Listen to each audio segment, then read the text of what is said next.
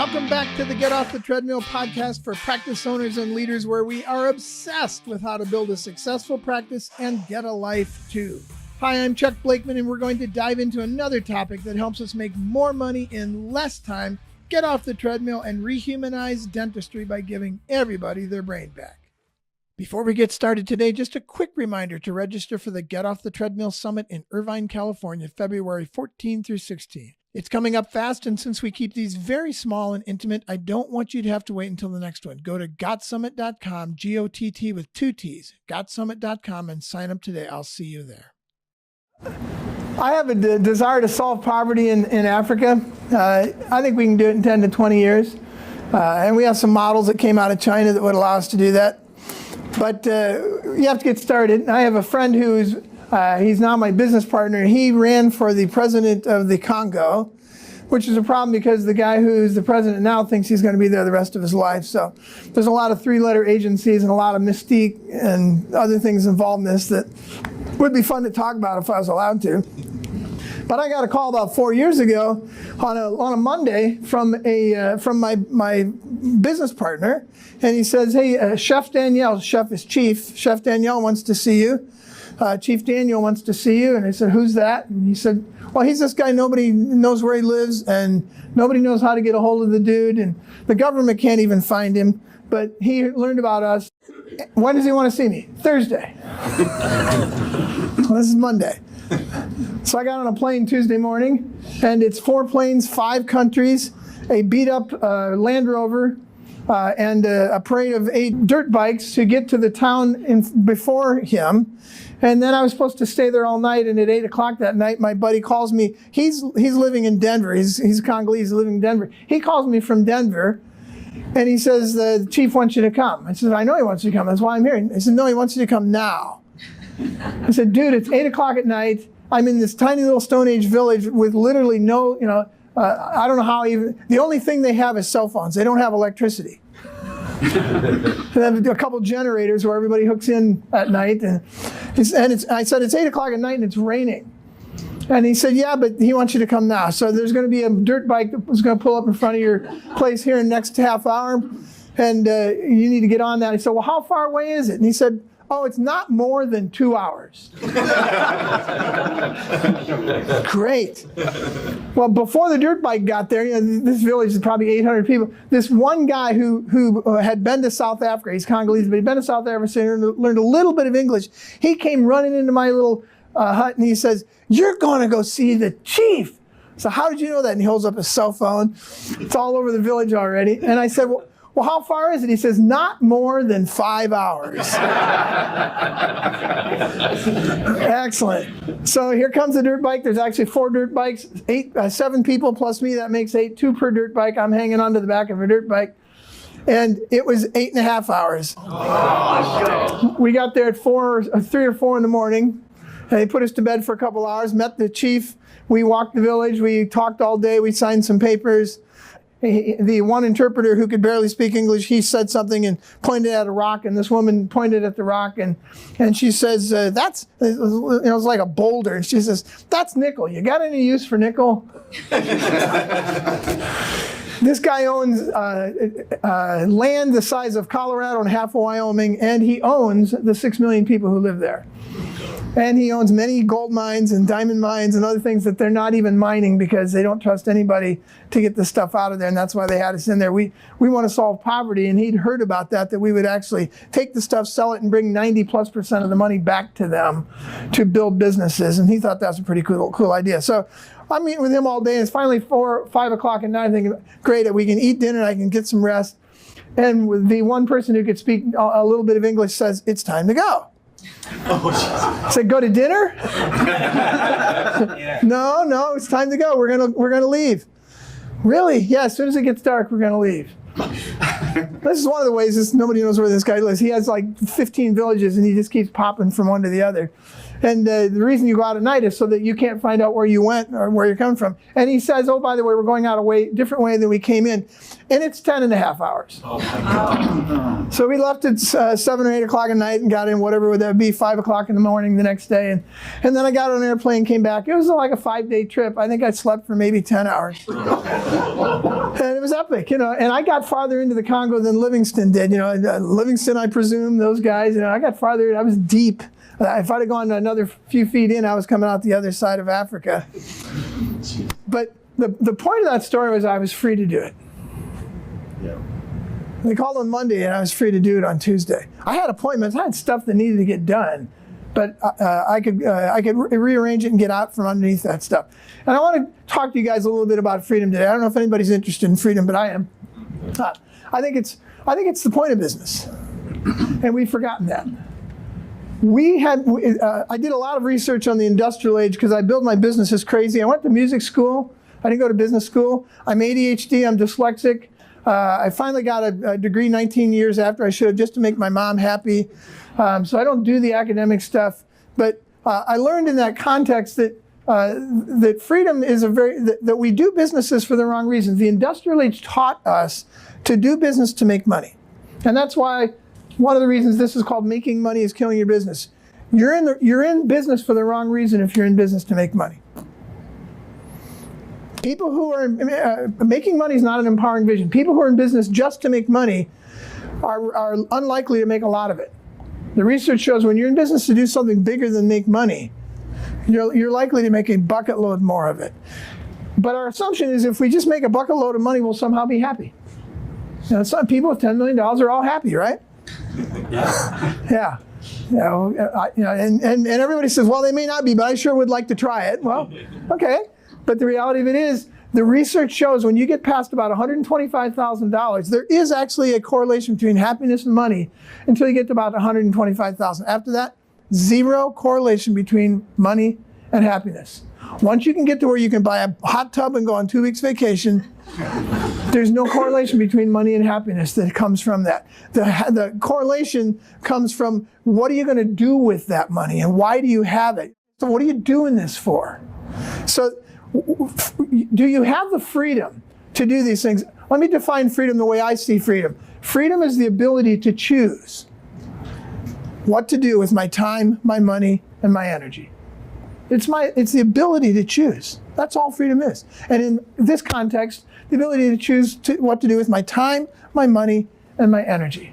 So that's a construct we want to start with today is, do you have the freedom to choose what to do with your time, your money, and your energy? One of my trips to Africa, I was sitting with people in what they say is the worst slum in the world, and it's pretty bad.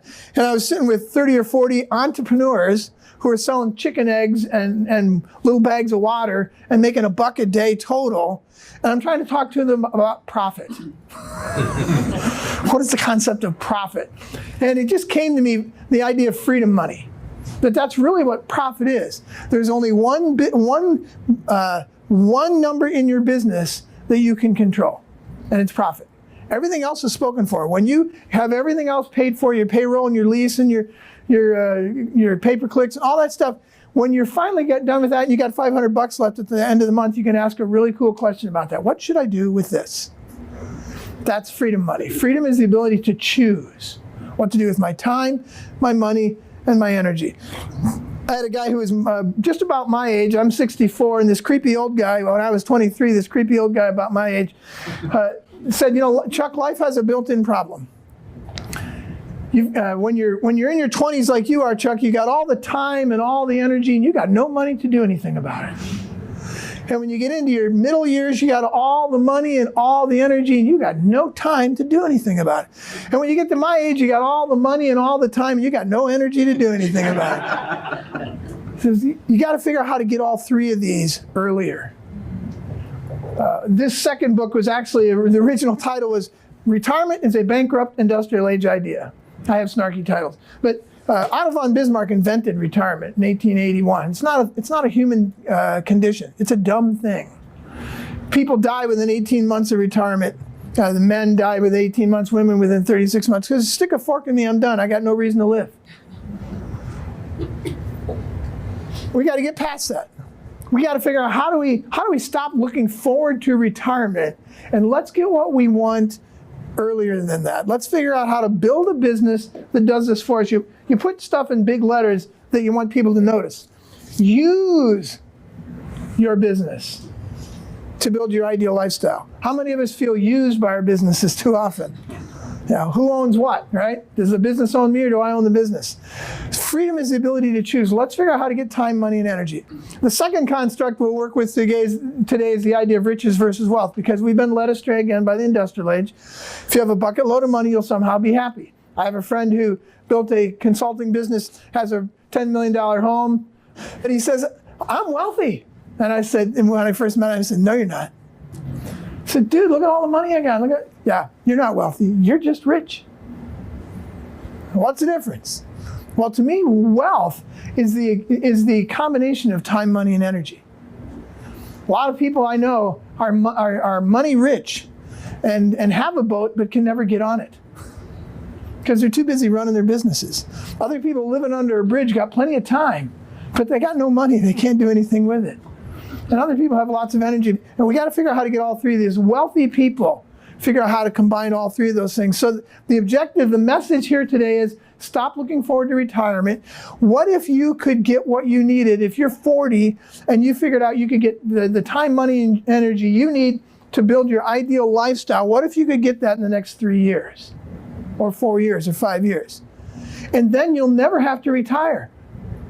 I work 3 days a week, 3 weeks of the month. So I have the Monday and Friday I don't work, and then the last week of the month I don't work. I don't have anything scheduled, and then I have a month in the summers. My objective when I started that out was to get a day a week a month, and a month a year where I could get up in the morning and say, what should I do today?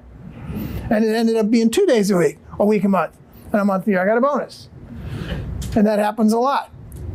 And we'll talk about how I got to that and why that is not unattainable, or even it shouldn't be average. I talk in the book about average businesses. Most businesses are average, but very few businesses are normal. And I'm shooting for normal. And normal is a business that serves you rather than you serving the business. That's normal. That's the way. We need to rethink the way we're doing this. So let's figure out how to be wealthy and free. The three main resources: time, money, and energy. And the idea here is that when you have all three of these, then you can actually create a life of significance. When you have all three. When you're missing one of those, it's a problem. These two, your business will give to you or take away from you. And this one, you have to take care of yourself by doing ridiculous things like swimming in Galway Bay in the mornings. Do you still do that? Yeah. Wow. Some people, the synapses never connect, right? But we got to have all three of those things. That's the idea. This is the game today. How do we live a life of significance? So let's be intentional. That's the key. You're going to hear this a few times today.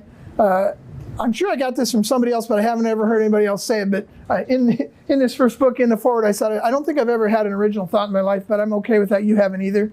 But it's what we do with them. And what I hear to myself a lot here is you get what you intend, not what you hope for. We need to be intentional about how we're living our lives, not just running our business. Let's figure out how to use it to get where we need to go. But there's a problem in our way. And here's the problem. See if you have this problem. I have this problem every morning to this day, and I will have it the rest of my life. You get out of bed, and you're faced with two opposing workforces, or two opposing forces in general. The tyranny of the urgent and the priority of the important. And the tyranny of the urgent is like a 3-year-old. It's tugging on you, mommy, daddy, I'm thirsty, I'm hungry, I have to go to the bathroom, Janie's on my side of the car. It's just relentless. It comes and finds you. You don't have to go find the tyranny of the urgent.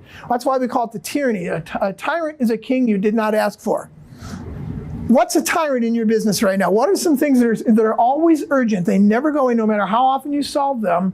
They come back the next day, the next week, the next month. What are some things that are happening in your business that are tyrants that want to rule your life? Customer service. Customer service. Every morning you wake up and there it is again. Somebody else had an issue. Amazon. Yeah, they keep changing stuff. Bezos gets another bad idea and off we go. Fulfillment. What's that? Fulfillment. Yeah, got to get the books out, got to get the products out, got to get the services out. Yeah. Email. Right now you're sitting here and your email boxes are filling up, creating anxiety and the phones. You could just stand in your office on Monday morning and just stand there, and the tyranny of the urgent will come find you and wash over you. And you could spend your entire week working on the tyranny of the urgent. And here's the really insidious part of this, guys.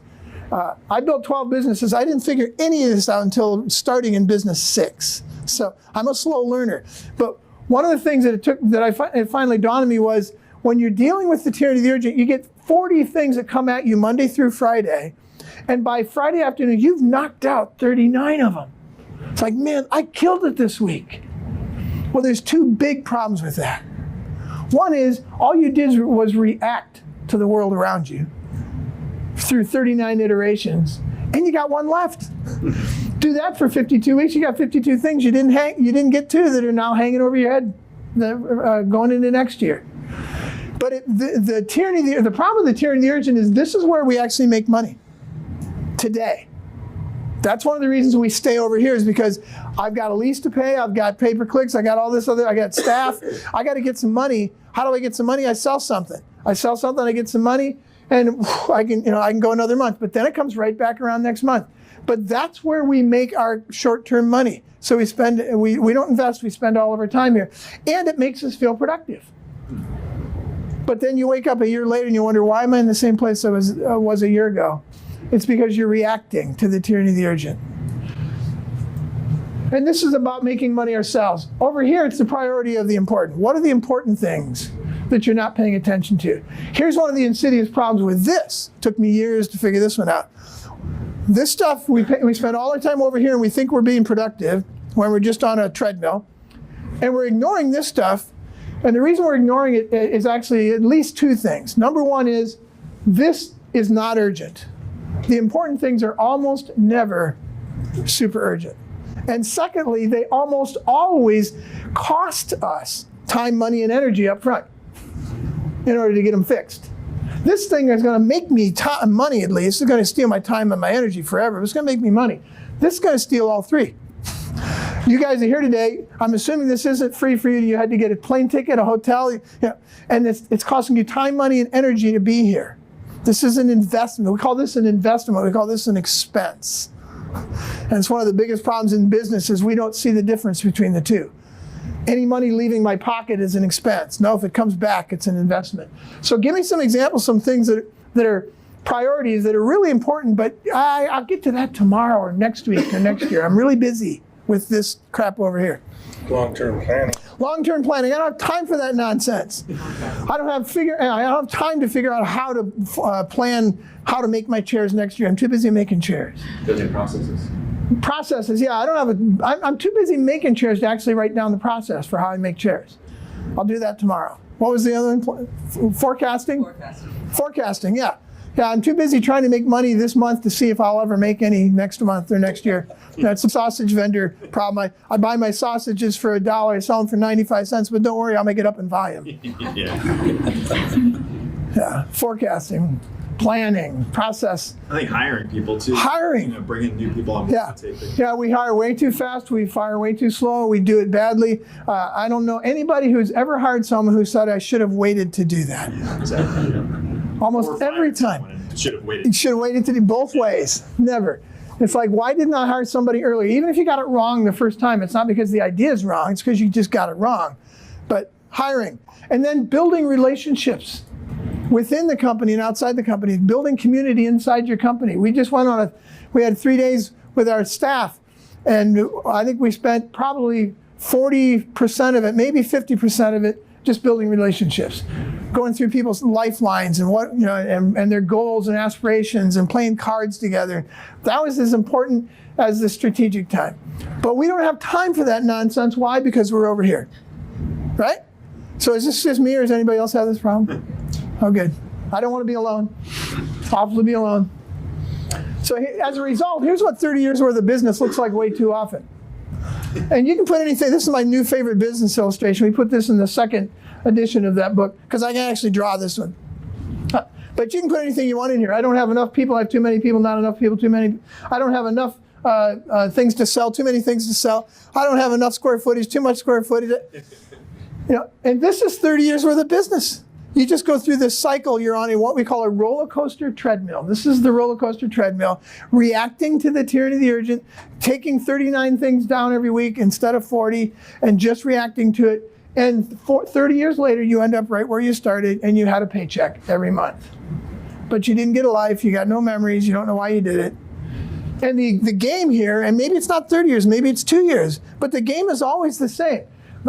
Whenever you think about selling this, you stop taking distributions, you make the books look good, so you can sell this to some fool who's going to do the same thing for another 30 years.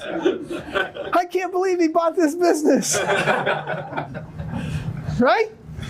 Yeah, let's not do this. Here's a different way to do it. See your future clearly. You don't need any of the other stuff here. Just see your future clearly. Anybody ever hear Stephen Covey? Yeah. He quoted me in his third book, and then he died. I don't think I caused it. He was a bike rider like I was, and he went downhill like I did, and went too fast like I do. I didn't learn anything apparently because I had one of those helicopter egg beater accidents going downhill 40 miles an hour 5 weeks ago, and broke my back and broke my scapula. But the point of this, that was free, no extra charge.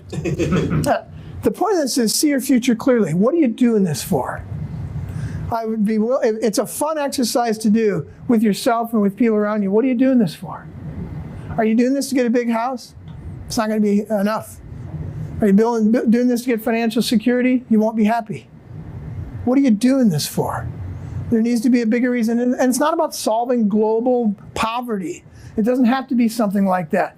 Do you want to be the best mom ever? Do you want to be a lifelong learner?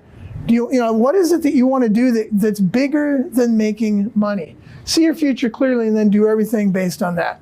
When you put these two together, you got a freedom guy and you got a hostage guy.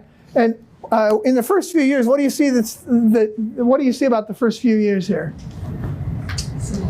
Yeah, don't fool yourself. Everybody goes through the same crap. Nobody got a pass. You can't say, well, that guy was luckier or smarter. I'm here to tell you over and over again today, this is not about being smart or lucky. It's about being intentional.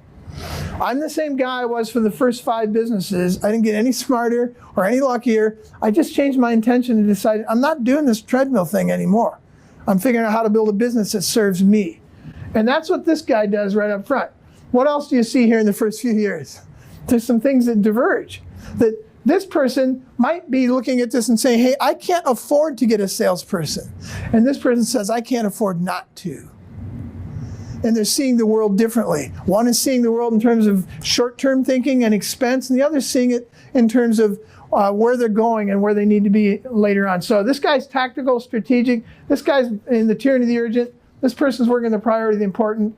This guy's reacting to the world around him, and this one's being proactive and going out and making it happen. This is Random Hope. That is the #1 business strategy in all of business. The Random Hope strategy of business. Here's the Random Hope strategy of business. It has 2 hopes and 1 intention. It does have an intention. 2 hopes. One is I'm going to work really hard. Or there are 2 intentions. I'm sorry, 2 intentions, 1 hope. 2 intentions. One intention is I'm going to work really hard. I'm going to work my ass off. Anybody ever intend to do that? And I have. And then intention 2, I'm going to make me some money. Yeah. And then the hope is, yeah, I hope it all works out. See, we don't think we're in control of this one. We're in control of this one. The Protestant ethic, a good man works hard. We're in control of working hard and maybe making a little bit of money, but I just hope it all works out. And that's where we got to change our intention. Stop being a slave to and a hostage to your business. Use your business to build your ideal lifestyle. Turn this around. Stop using the Random Hope strategy of business. This person thinks in expenses. This person thinks in investments. This person is just making money. And this person is trying to figure out how to build a life of significance. Build memories, build relationships. One of them ends up on the roller coaster treadmill the rest of the 30 or 40 years. And this person is in the process of just building continual freedom. So I don't know if that's encouraging to you, but to me, it all comes back to see your future clearly. If you don't know where you're going, then any road will do, the Alice in Wonderland thing. All right, so that's leadership stuff. As I started helping business owners and just doing the things that I'd done for years, I found out the first thing that I realized about business owners is they don't know where they're going. They don't have a big why.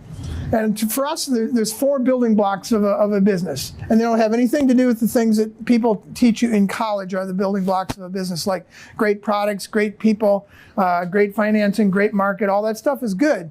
But these are the real essentials. And if you have these and those other things, look out.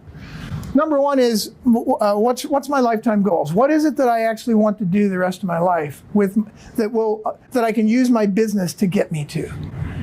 Most business owners have never asked that question. And again, it goes back, so much of this stuff goes back to the industrial age and what we learned from the factories, which is the subject of this second book, Why Employees Are Always a Bad Idea. So much of it comes from that nonsense, and it taught us that why was a really bad question. Of all the reporters' questions, who, what, when, where, how, and why, what's the one more than any you're not supposed to ask at work? Why? And yet, what is the one question is the most human of questions? Why? It's the one an animal will almost never ask, at least we don't know that they do. But why is the most human of questions, and that's the one we've been taught not to ask. So that's not a business question. Well, I'm here to tell you it is a business question. And there's a lot of demonstration of that need out there. So do you have a bigger motivation to be doing this? If not, you will get tired. Even if you make money, you won't be happy. So we help business owners figure that out. And then the second thing is we found out that nobody had a plan for getting to where they don't know where they're going, which makes sense. If you don't know where you're going, why do you need a plan? Any road will do. React to the tyranny of the urgent, and off we go. I'm not a fan of business plans. I think business plans are voodoo and fortune telling. It's one of the worst things the MBA and the SBAs and all the other A's have ever tried to teach you is to do a business plan, because they're nonsense. I've done this in large crowds and asked people to raise their hands how many, I won't do it today, but how many of you have actually done a business plan? Interestingly enough, about 3 to 6% of an audience will have done a business plan. There's some data there. We know it's stupid. Or we do it. Now, some people are very obedient. They'll do anything they can to be successful. And if you tell them they have to do a business plan, they'll do that too. But then I ask that 3 to 6%, how did that work out for you? And the operative answer is a giggle. It's like, well, of course it didn't work out. You just do it. We think of strategic planning instead. It's a very different thing. Strategic planning is weekly, monthly, quarterly. And business plans are static. Strategic plan is rolling and adaptive. And if you find out something's not working this week, you change it. And a strategic plan or a business plan is created in a vacuum at the beginning of the year, and then you actually try and walk it out. And this one reacts to the real world. A business plan is sort of like trying to get from here to the Empire State Building using snapshots of streetlights and then just looking at the snapshots and not worrying about traffic or tornadoes or fire trucks or anything else. I mean, the world changes too fast to do stuff like this anymore. So if you got one of these, change it into one of those. And this is ours. We run. I don't tell people to do anything we don't do.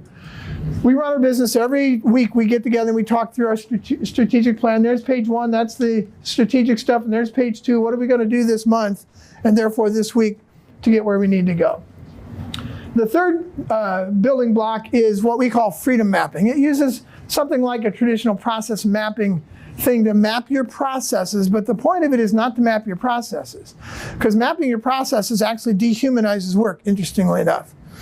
If you map the processes with this intention, how do I get our people into the highest and best use of their time? You will have a much better process. You will be much more productive. They will own the process, et cetera. So we want them to find their freedom to be their best as well.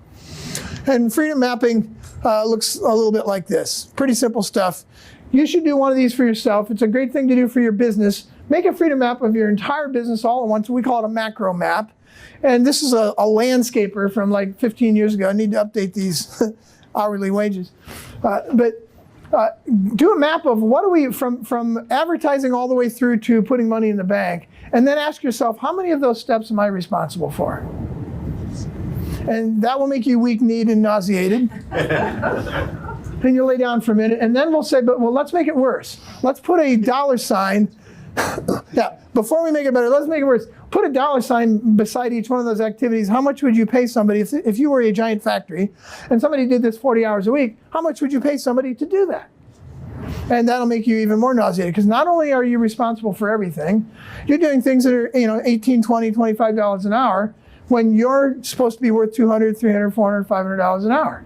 Why do we do that stuff?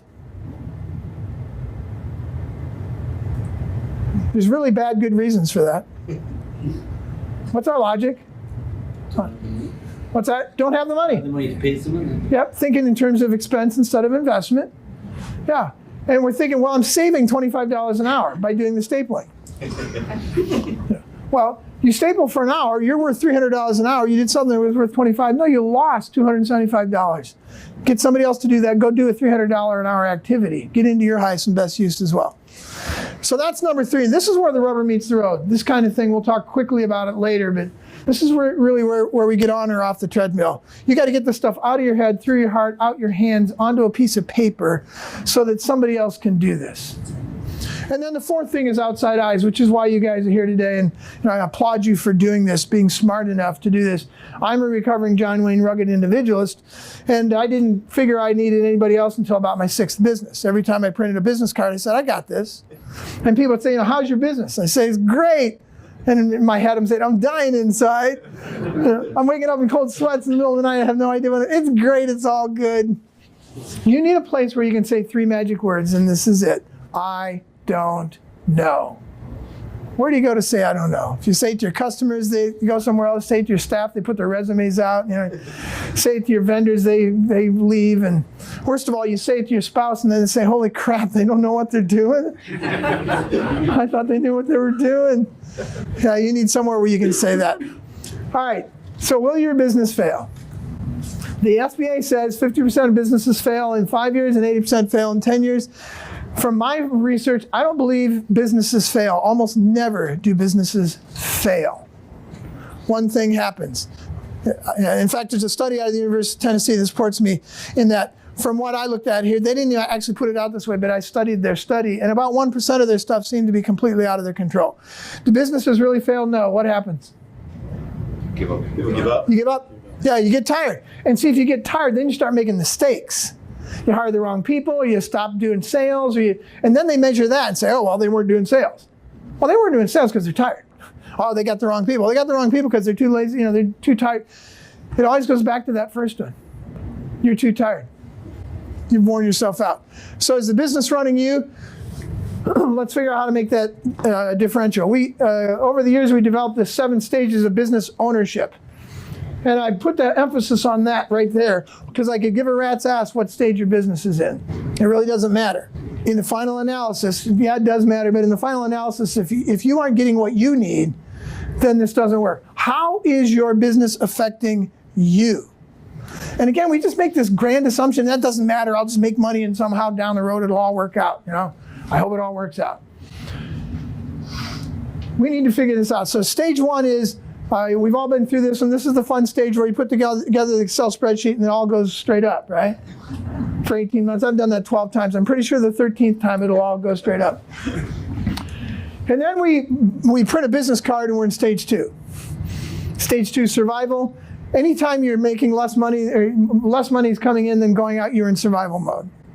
And that's no fun. And the operative emotion here is, it's tougher than I thought it would be. Anybody ever start a business and down the road 12 months or 18 months, this is tougher than I thought it would be. Yeah, I've done that 12 times. And I'm pretty sure the next one that won't happen. Right? And then stage 3, your accountant comes to you and says, hey, for the last 3 or 4 months, you've actually broken even. Really? Awesome. That feels so good. You're no longer bleeding. That feels good for about 7 minutes because you realize in stage 3, it's like walking along the edge of a cliff. You're up on top. You're not on the cliff face anymore. You're up walking.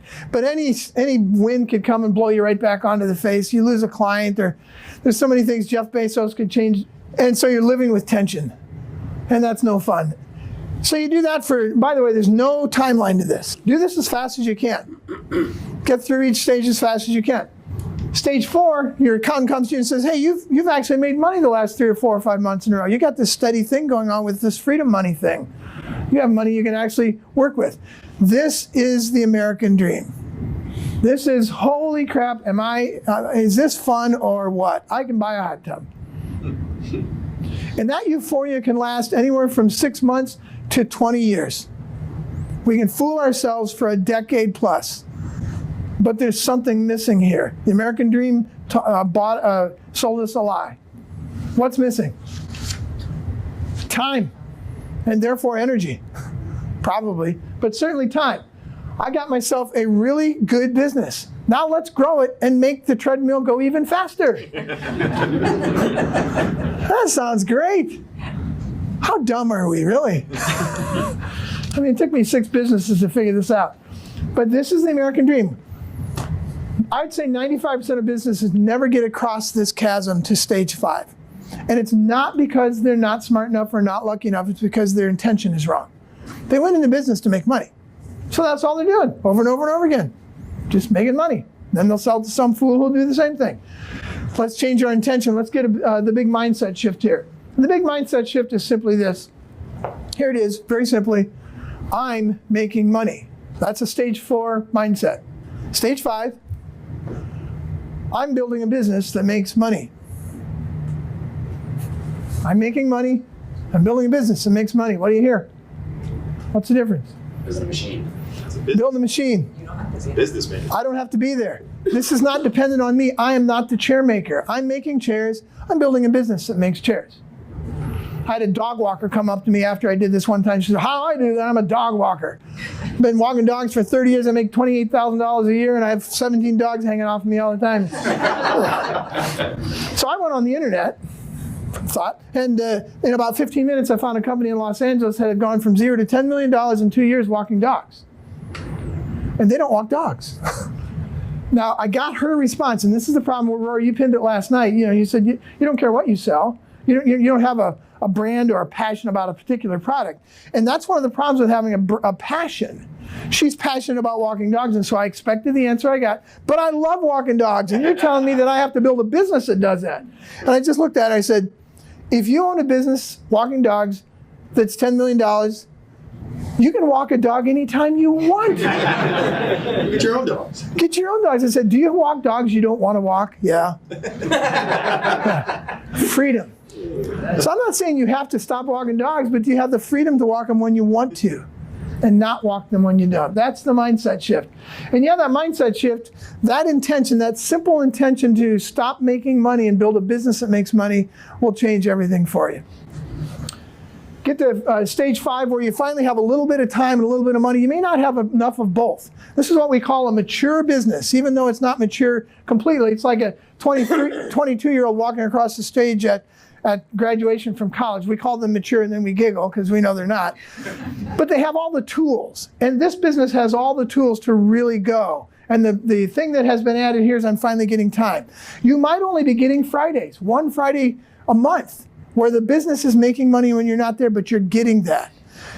I can tell you this, guys, it's much harder to get your business to produce time than it is to produce money. And if you can figure out how to get your business to produce time, when you're not there, it's making money without you, then it's much easier to accelerate this process. Stage 6, you get into where stage 6 is significance, where you've now got some leaders in place. You got other people in place who can begin to carry this thing. You're not one of the chair makers anymore. You have a leader of chair makers, and you got this thing going to where you can actually provide leadership for it. And then stage 7 is succession. And succession, I would suggest, is also approached incorrectly a lot. We're taught that the reason you buy, the reason more than anything else, the nirvana reason you should build a business is so that you can what? Sell it. Yeah. That's just another lie taught to us by the industrial age. If you have a business that provides 2 days a week, a month, and a month a year, and it provides the income and the time and the money and the energy you want, why in God's name would you ever sell that? Yeah. But what kind of business do people want to buy? That one. They don't want to buy the one where they're actually buying a job. You want to sell your business, but they're going to end up having to have a job. They don't want to do that. So they're going to want what you have, but why would you sell it? Build a business that serves you and you never have to sell it. Keep the asset, take the revenues, and the time, the money, energy, and keep it. So succession a lot of times can simply be, I don't show up much anymore. Warren Buffett has a lot of businesses where they're all stage 7. You know, he walks in and people say, hey, that's the guy who owns it. You know, they don't even know who he is. The question is, where are you and where do you want to end up? And hopefully it's somewhere across the chasm here. And don't fool yourself just because you're working 3 days a week on the internet. If the business isn't truly running by itself the other 2 days of the week, then you're not a stage 5 business. If you're worrying about it, that kind of stuff. When we did we'll talk about my business maturity date here in a minute, but we went to New Zealand for a month in 2011 for our business maturity date, and we checked in twice. Both of them were snarky check-ins. One was we checked our bank account to see if the business was actually making more money after we left. And the other one was we took a picture of us drinking mimosas, because I talked about that in the book. And that was all we did.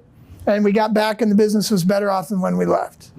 Can you get away for 2 or 3 or 4 weeks and do that? 3 weeks, 2 weeks, anybody can do that and go back to a little bit of a mess, but you get into 3 or 4 weeks, then you know you've got a stage 7 approach. All right, so this idea of a business maturity date, I just want to give you this as a device. We have these things called 3 to 5 clubs we're building around the world for business owners, and it's built on people reaching their business maturity date. Business maturity date, I've got a little bit in the book here. It says, oops, sorry. I intend to have an early stage mature business on Friday, February 18th, 2011 at 10 a.m. Why 10 a.m. on that Friday? Because at 8:30 I intend to have a staff meeting, turn the business over to my staff to run, have an early glass of mimosa, and be out of the office by 10 a.m. to pack my bags, because that's how I do it. We're going to leave at 6:10 that night, and the trip's going to cost $12,380. I missed it by $500. I forgot inflation, because this is almost 4 years before I went on the trip.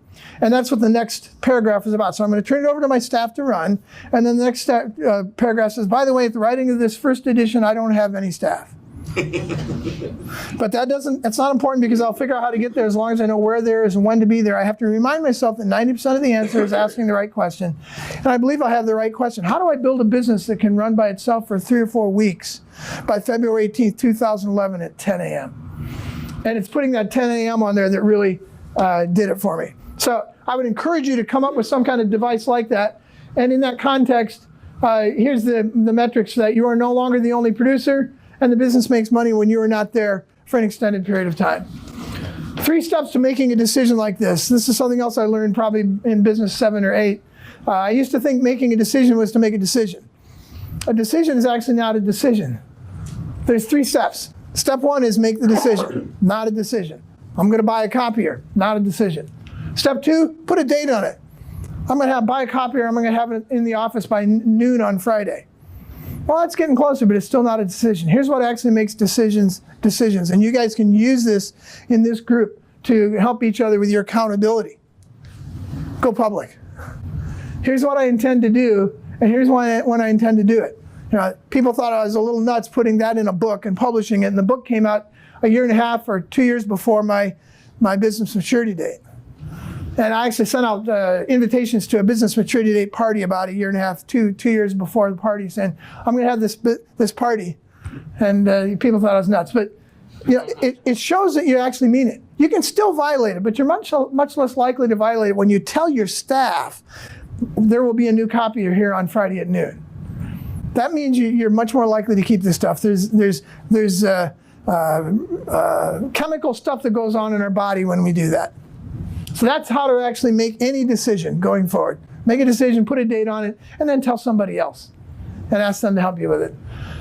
All right, so how do we get this life? Anybody ever have a graph something like this each year?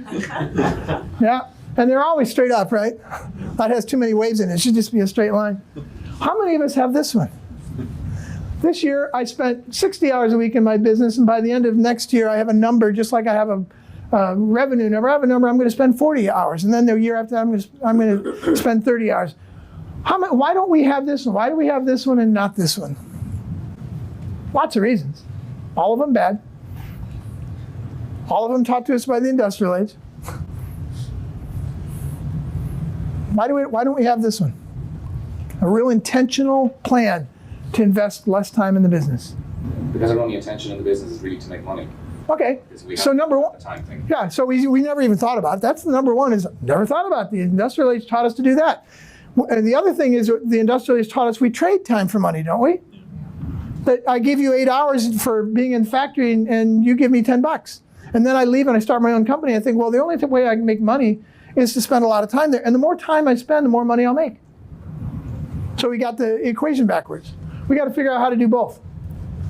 So this is the magic here. Make more money in less time. And we do this with all of our staff as well. We're asking them to figure out how to make more money in less time. Random Home Strategy business, work really hard, make some money, hope it all works out. Let's get what we intend. Let's change our intention. Let's intend for it to work out. Let's use our business to build our ideal lifestyle. I still have to wrestle my business to the ground once a month or once a quarter and have a conversation with it and say, no, I'm in charge. Let's get our relationship right. You don't rule me, I rule you. You're not the tyrant. I am. We have to be intentional about that. And if you don't hear anything else today, understand that I'm no different than I was in my 6th business when I did this for the first time, and I got it the first time I did it. And I'll show you lots of other people who've done that. The business owner's game. Here's a device you can take with you. You should memorize these 2 questions. That's the objective. If you memorize these 2 questions, it just might change your life. I know that sounds dramatic, but it sure worked for me. The objective of the business owner's game is to make more money in less time. If your objective is to make more money in more time, you are an income producer. I don't care what the IRS calls you, you're not a business owner. You're an income producer. Your objective has to be this: make more money in less time. Here's the 2 questions.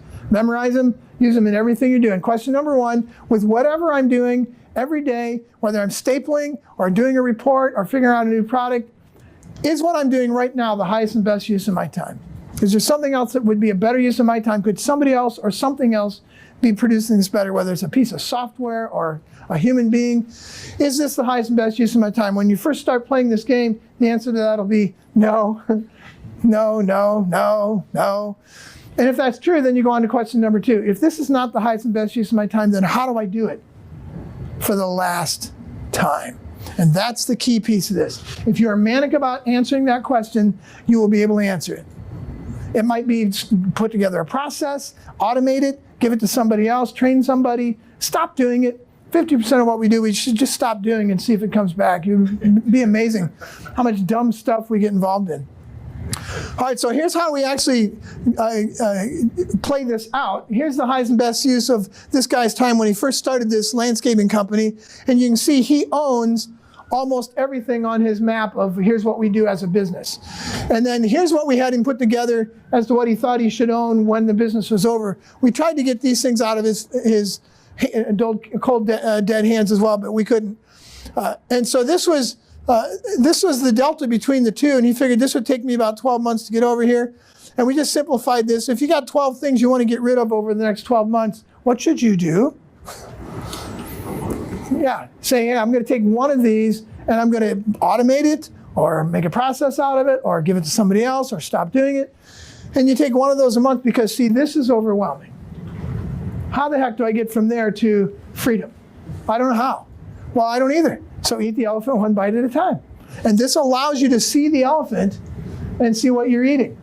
So to me, this is a very encouraging, very simple process for getting through this. I got to get to where I'm only doing the things that are the highest and best use of my time. Give you a couple words to go with here. I learned these as I was going through this process. Conation, it's the most important business word you've never heard, in my opinion. And conation has to do with the idea of getting after something, speed of execution. Speed of execution is the number 1 success factor in early stage businesses. And then being the bulldog is number 2 as you go. Don't quit. Conation is the will to succeed that manifests itself in single-minded pursuit of a goal, or committed movement in a purposeful direction, or my favorite, get out of my way, I have somewhere I need to be. And you know people like that, don't you? You both got this idea about a product to sell, and you're researching it, and they're selling it. And after 6 months, they've made a lot of mistakes, and you're researching, and who knows more after 6 months? And who's gotten farther down the road? Speed of execution. That's conation. Let's stop sitting around thinking about it. So I'll give you the antonym to this, because these 2 are mindset shifters to get you from stage 4 to stage 5. I found both these books both these words in a book called something like the 1,000 Most Obscure Words in the English Language. And yet I think this should be top of mind for all of us. Well, its antonym is as well. The antonym is velleity. I didn't even know how to pronounce it when I first saw it. But I just stumbled across it in this book, and velleity, you know how antonyms never start with stop is the antonym to go, and then they describe what stop is. No, you just have to figure it out. This one, they hit you over the head with it. It actually says in this book, velleity, the antonym to conation. In case you just wondered, let's make this easy.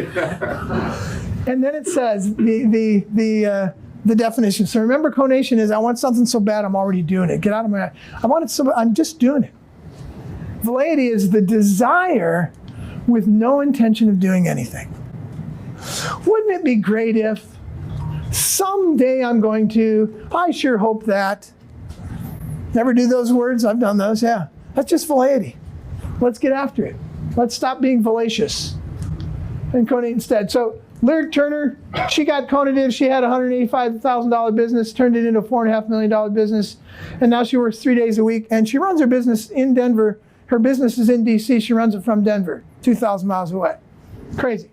Alan had a $400,000 business. He got conative, turned it into a $5 million business. He works 3 to 4 days a week, and he has 5 2-week vacations every year that he gets away from the business, and those 5 businesses run themselves.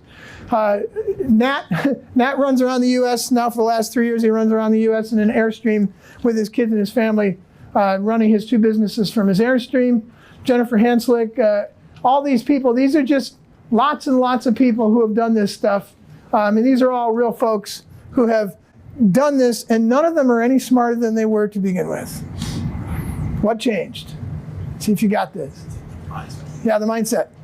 Yeah, I'm making money. I'm building a business that makes money. That's it. All right, so you sat through this, and you might be saying, well, but my business is unique. Horse, you know what? No. Your business is unique. Every business, all 12 of mine have been unique. None of them are unique in this way. Every business can do this. We spent 2 years ago, we invested our month in Italy, right? I rode my bike around. My wife came around after me in the car, and we saw lots of tourism stuff. And we visited Vinci, where Leonardo's from. Leonardo is from Vinci. Never put that together. That's why the guy's name is Leonardo da Vinci. And we found out that, looking at his house, we found out there's 2 Mona Lisas. Did you know that? There's one in the Louvre, and then there's one in the Prado Museum in Spain.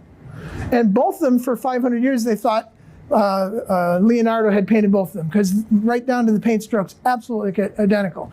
They got underneath them with technology about a year or 2 ago and found out that the second one was somebody sitting right beside Lenny while he was painting the Mona Lisa, stroke for stroke, pen stroke for pen stroke, erasure for erasure, everything.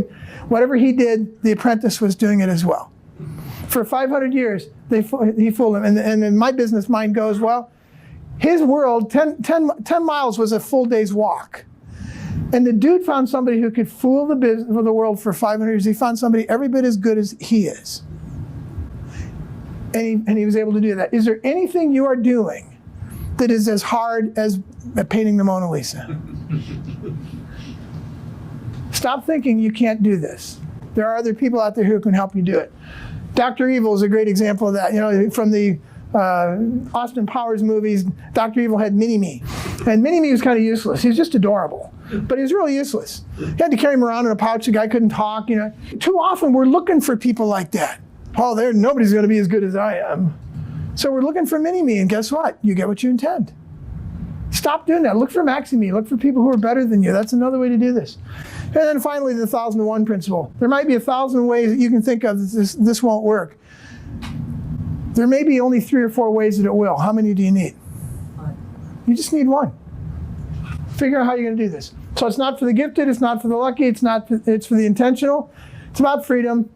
And the operative question here is, are you making decisions based on where you are or on where you want to be? That's the difference between the tyranny, the urgent, and the priority, the important. Make decisions based on where you want to be, because if you make them on where you are, where do you think you'll be next year? Same place, yeah. And then think about Henry Ford. Henry Ford actually did say this, and there's a lot of stuff that he got attributed to, but whether you think you can or you think you can't, you're right. You're right.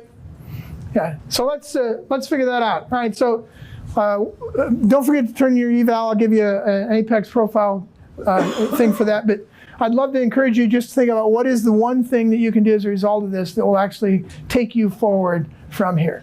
Appreciate the time together. Let's figure out how to make more money in less time. Get off the treadmill and get back to the passion that brought you into this business in the first place. Thanks. If today's topic got your juices flowing, remember to register for the life-changing Get Off the Treadmill Summit in Irvine, California, February 14 to 16. Go to gotsummit.com, G-O-T-T with 2 T's, gotsummit.com, and sign up today. I'll see you there. If this podcast was helpful, please subscribe by computer or by phone, or connect with us at www.gotsummit.com, 2 T's, G-O-T-T summit.com. That stands for Get Off the Treadmill. We have those summits quarterly for dental practitioners only. Or connect with us at www.chuckblakeman.com or email us at grow@cranksetgroup.com. Let's get off that treadmill. Let's get into the participation age. I look forward to seeing you in the next podcast. Thanks.